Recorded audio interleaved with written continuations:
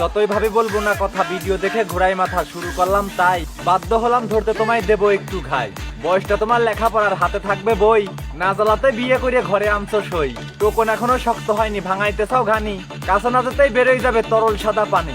আনছো ঠিকই চিকন চাকন কচি একটা মাল, ডলাডলিতে কাজ হবে না, চেষ্টা হবে খাল। বিয়ে মানে জঙ্গাল, ঘাড়ে বাইতে হবে মই, ভাত কাপড় না দিতে পারলে ঘরে থাকবে না সই। কর্ম যদি নাও থাকে তাতে প্রবলেম নাই, এসব ছেলের জন্য এখন আছে একটা উপায়। ইনকামের সোর্স না থাকলেও বউ আনবে ঘরে, বাজারে তুলবে নিজের বউকে, শরীর দেখবে পরে। শাড়ি চুড়ি কিনতে কিনতে চোখে দেখবে ঝাপসা, কাজ করতে পারবে না সে, বউ দিয়ে করবে ব্যবসা। বউ দিয়ে সে ব্যবসা করবে, ভেবেই রাখছে কবে যে কোনো এক সিস্টেম দিয়ে শুরু করতে হবে। নতুন বউকে ক্যামেরার সামনে জব্দ করিয়ে ধরে, সোশ্যাল মিডিয়ায় ভাইরাল হতে অশ্লীলতা করে। ভিডিও দেখে খারাপ বললেও তাতে তারা খুশি, বউ দিয়ে যে ভিডিও বানালে টাকা পাওয়া যায় বেশি। তাই তো তারা সস্তা নারী রাখিয়া তাদের পাশে, ক্যামেরার সামনে নষ্টামি করে মিটমিটাইয়া হাসে।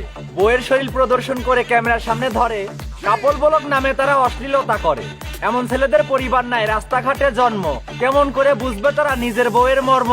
ভিউ কামানোর আশায় তারা ভিডিও বানায় বাজে, টাকার জন্য নিজের বউকে বিলাই মানুষের মাঝে।